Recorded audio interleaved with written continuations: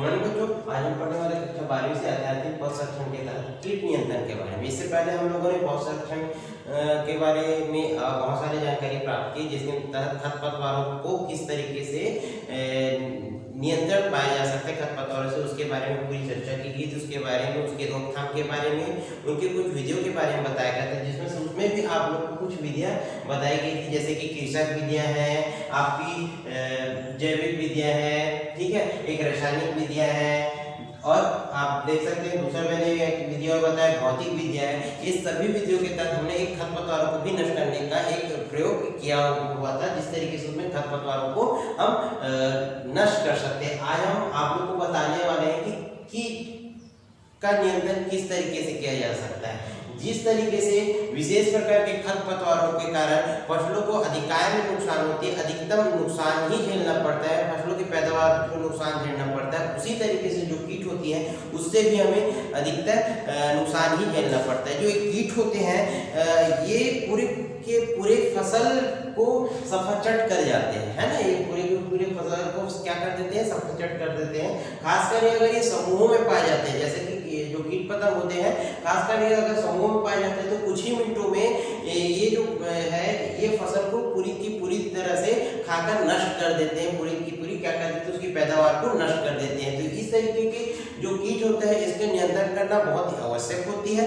तो उसको हम कुछ विधियों के द्वारा आज आप लोगों को बताएंगे कि किस तरीके से कीटों पे नियंत्रण पाया जा सकता है, ठीक है। तो ये हुई आपका कीट नियंत्रण, ठीक है, कि कीट नियंत्रण को किस तरीके से हम क्या कर सकते हैं, नष्ट कर सकते हैं। कीटों को नियंत्रण करना ही एक आपका कीट नियंत्रण कहलाती है। तो पहला है हमें आप लोगों के नियंत्रण के तहत कुछ हम लोग के लिए एक विधि है जिसको हम आप लोगों को बताने वाले। तो पहला यहाँ है आपका कृषक विधियां। तो कृषक विधियों के द्वारा कीटों को नियंत्रण किस तरीके से किया जा सकता है, ये देखिए। सबसे पहले जो खेत है, खेत में सस्यावेशों को नष्ट करना। सस्यावेशों का मतलब क्या होते हैं, जो कीट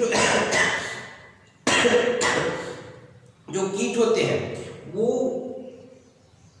क्या करते हैं, अंडे देने का काम करते हैं ना। तो कीट जो होते हैं विशेष तौर पर जहां भी रहते हैं एक चक्रक्रम के तहत चलते हैं और उसी स्थान पर अपना एक चक्रक्रम बना के रखते हैं, उसी स्थान पर एक अपना चक्रक्रम बना के रखते हैं। उस वहीं वो विशेष तरह के पौधों को खाकर, पौधों को नष्ट कर अपना क्या करते हैं, जीवन यापन करते हैं। यानी पूरी तरीके से पौधों पर आश्रित रहकर वो अपना क्या करते हैं, जीवन यापन करते हैं। पौधों से अपना भोजन प्राप्त करते हैं, पौधों से अपना पूरी तरीके से ऊर्जा प्राप्त करके वो उसी स्थान पर रहते हैं। तो वहां वो क्या करते हैं, जो उनके अंडे जो होते हैं उसी स्थान पर वो क्या कर देते, देने लगते हैं। तो वहां कभी कभी जड़ों के नीचे, मिट्टी के नीचे वो क्या करते हैं, अपने अंडों को दबा कर रखते हैं, वहां उन अंडों को सेकर रखते हैं। तो वहां हम क्या करते हैं, खेतों में सस्यावेशों को नष्ट करने का काम करते हैं। जो अंडे होते हैं वो अंडों से जो जब हम खेतों को खुदाई करने का काम करते हैं तो जो अंडे हैं ऊपर ही भाग में आ जाते हैं और ऊपरी भाग आने के कारण वो उत्पन्न होने लगते हैं। तो वहां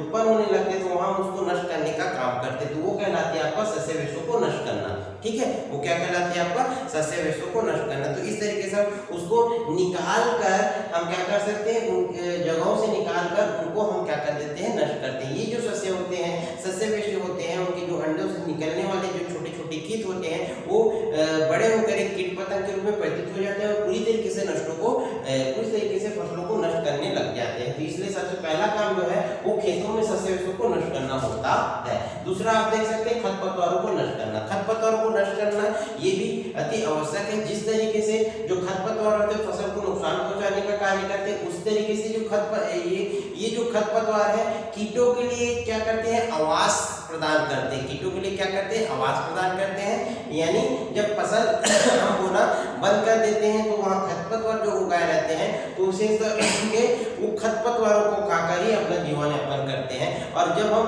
उसी जगह पर फसल को की बुआई करते हैं तो वो जो कीट है वो खरपतवारों के साथ साथ हमारे फसलों को भी नुकसान पहुंचाने का कार्य करते हैं। तो यहाँ खास तौर पर जो खरपतवार होते हैं उसको भी नष्ट करना अति आवश्यक होता है। खरपतवार होते हैं उसको भी क्या करना होता है, नष्ट करना अति आवश्यक होता है, क्योंकि वो पौधे की अनुपस्थिति में, फसलों की अनुपस्थिति में खरपतवार को खाकर ही अपना जीवन यापन करते हैं। तो विशेष तौर पर यहाँ ध्यान देने की आवश्यकता होती है कि जो खरपतवार होते हैं वो भी उसको उसको भी नष्ट करना अति आवश्यक होता है ताकि हम कीटों का नियंत्रण अच्छे से कर सकें। ये हो गया। उसके बाद होता है ग्रीष्मकालीन जुताई। ग्रीष्मकालीन जुताई इसलिए आवश्यक है क्योंकि जो कीट होते हैं, कुछ जैसे टिड्डे वगैरह होते हैं, कीट पतंग होते हैं, वो अपने अंडे को मृदा के निचले भाग में छुपा कर रखते हैं। निचले भाग में उसको क्या करते हैं, भीतर रख देते हैं।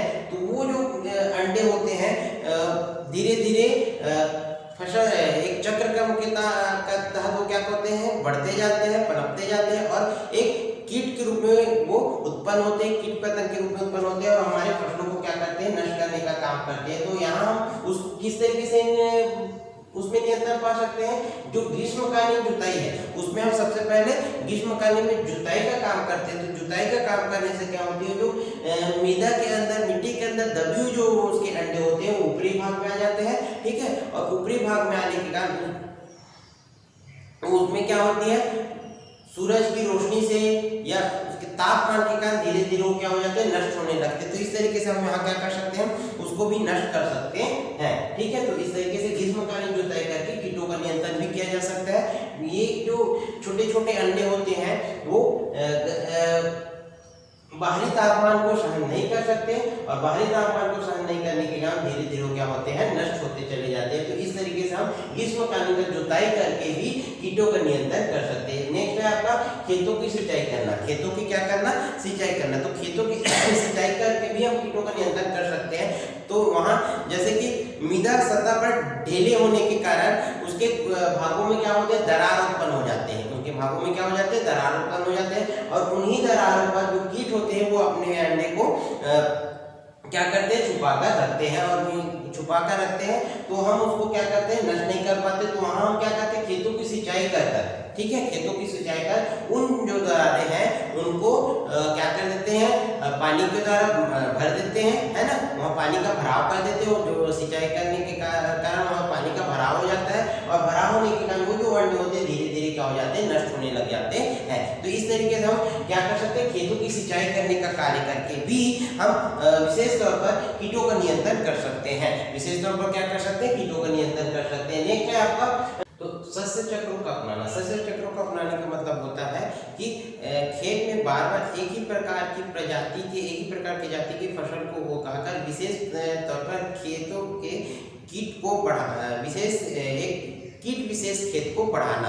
यानी हमें उसमें इस तरीके की फसल को उगानी चाहिए जो एक तरीके से कीट नियंत्रण का कार्य करती है। जैसे कि मक्का आलू, है ना। जैसे कि क्या होता है, मक्का आलू तम्बाकू, मक्का आलू प्याज, ठीक है, मक्का आलू प्याज, धान और गेहूं, धान मटर और मक्का। तो इस तरीके की जो फसल होते हैं विशेष तौर पर सस्य चक्र तथा कीट नियंत्रण के लिए विशेष तौर पर लाभदायक होते हैं। तो ये होती है आपका सस्य चक्रों का अपनाना।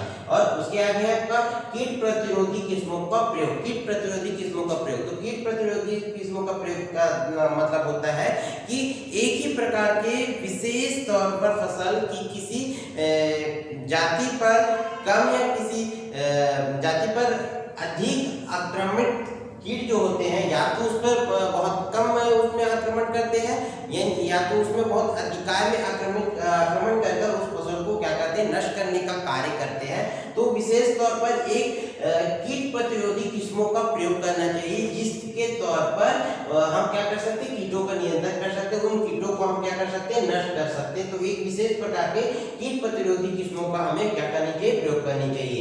ये हो गया आपका कृषि विधियों के तहत। दूसरा है आपका भौतिक विधियां। दूसरा आपका क्या है, भौतिक विधियां, जिसमें भौतिक विधियों के तहत हम किस तरीके से कीटों का नियंत्रण कर सकते हैं। पहला आपका है कीट पतंगों के विविध जीवन अवस्थाओं में एकत्र करके नष्ट करना। कीट पतंगों को विविध जीवन अवस्थाओं में एक करके नष्ट करना।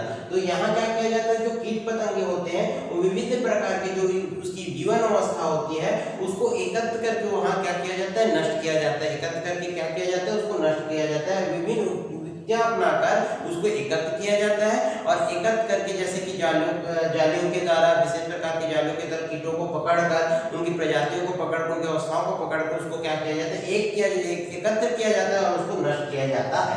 नेक्स्ट है आपका खाई खोदना।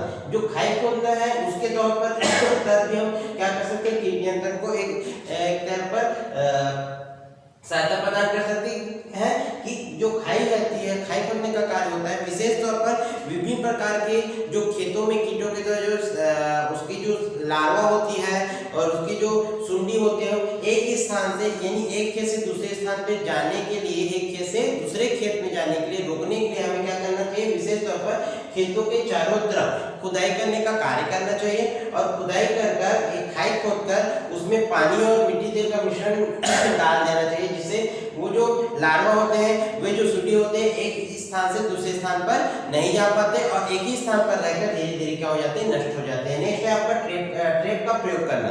ट्रैप का प्रयोग करना, ट्रैप से भी कीटों को हम क्या कर सकते हैं, कीट पतंगों को लाकर उसको विशेष तौर पर उसमें नियंत्रण पा सकते हैं, जिसमें जैसे कि एक इसके दो प्रकार है ट्रैप प्रयोग के। पहला है चिपचिपे ट्रैप। ये जो चिपचिपे ट्रैप होते हैं विशेष तौर पर कीटों को क्या करते हैं, आकर्षित करते हैं और जब वो आकर्षित होते हैं तो विशेष तौर पर वो जो चिपचिपे ट्रैप होते हैं पौधों के चारों किनारों पर लगा दिए जाते हैं और ये विशेष तौर पर ये जो चिपचिपे ट्रैप होते हैं उसमें जो कीटे होते हैं वो चिपक जाते हैं और चिपक कर उसमें क्या हो जाते हैं, धीरे धीरे नष्ट हो जाते हैं। तो इस तरीके के चिपचिपे ट्रैप का प्रयोग करना चाहिए हमें। दूसरा है प्रकाश आकर्षक टेप। ये जो प्रकाश आकर्षक टेप है, आपने देखा होगा कि जब भी कीड़े शाम होती है तो कीड़े जो होते हैं वो लाइटों के नीचे आ जाते हैं, जहां पर प्रकाश अधिक होती है वहां पर जो कीड़े होते हैं एकत्रित होने लग जाते हैं, है ना। तो उस तरीके से हम प्रकाशों का उपयोग करके हम कीटों को क्या कर सकते हैं, आकर्षित कर सकते हैं और आकर्षित कर जो प्रकाश है उसके निचले स्थान पर मिट्टी का तेल और पानी का मिश्रण करके वहां एक पात्र में रख देते हैं, जिससे जो कीट होते हैं धीरे धीरे उसमें क्या हो जाते हैं, नष्ट होने लगते हैं।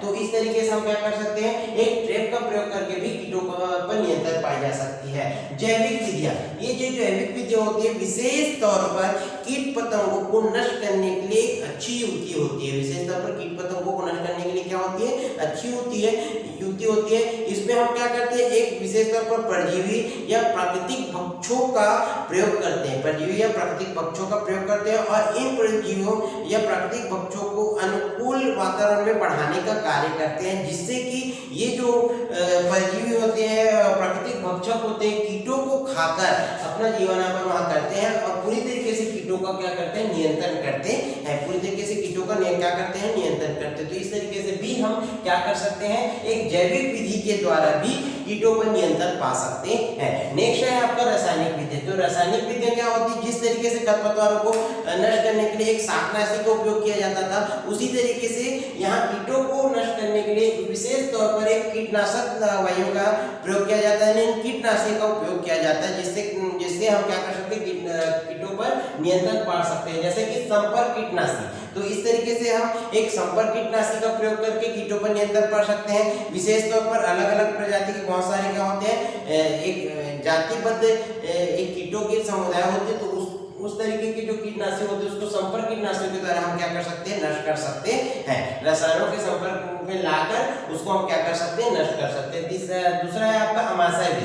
ये जो अमाशय विष की एक कीटनाशी होती है, ये कीट जो होते हैं विशेष तौर पर पत्तों का खाकर ही अपना जीवन यापन करते हैं, अपना पत्तों को ही अपना भक्षण अपना भोजन के रूप में उसको क्या करते हैं, ग्रहण करते हैं। तो हम ये अमाशय जो विष होती है उसको पत्तों पर छिड़काव करके हम क्या कर सकते हैं, कीटों को नियंत्रण पा सकते हैं। नेक्स्ट है आपका धूम्रक। ये जो धूम्रक होती है विशेष तौर पर विषैली गैसों का क्या किया जाता है, छिड़काव किया जाता है। विशेष तौर पर विषैली गैसों का छिड़काव किया जाता है, जिससे जो कीट होते हैं वो धीरे धीरे उस विषैली गैसों के कारण क्या हो जाते हैं, नष्ट होने लगते हैं। तो इस तरीके से हम रासायनिक विधियों का भी प्रयोग करके एक क्या कर सकते हैं, कीटों पर नियंत्रण पा सकते हैं, कीटों का रोकथाम कर सकते हैं। ये हुई आपका आज का टॉपिक, कीटों का नियंत्रण या कीटों के रोकथाम के तहत हमने एक 4 विधि बताई है आप लोगों को, एक कृषि विधि के बारे में, एक भौतिक विधि के बारे में, एक आपका होता है जैविक विधि और एक आपका होता है रासायनिक विधि। तो इस तरीके से हम जिस तरीके से हम एक खरपतवारों को नष्ट करने का कार्य करते हैं और खरपतवारों को नष्ट करना भी एक फसलों के उत्पादन क्षमता बढ़ाने के लिए आवश्यक होती है, उसी तरीके से कीटों का नियंत्रण करना भी अति आवश्यक है। कीटों का नियंत्रण करना भी क्या होती है, एक अति आवश्यक कार्य होती है। तो यहाँ आज आपको बताया गया कीटों के नियंत्रण के बारे में। ठीक है, तो आज हम हमारा टॉपिक यहीं समाप्त करते हैं। धन्यवाद।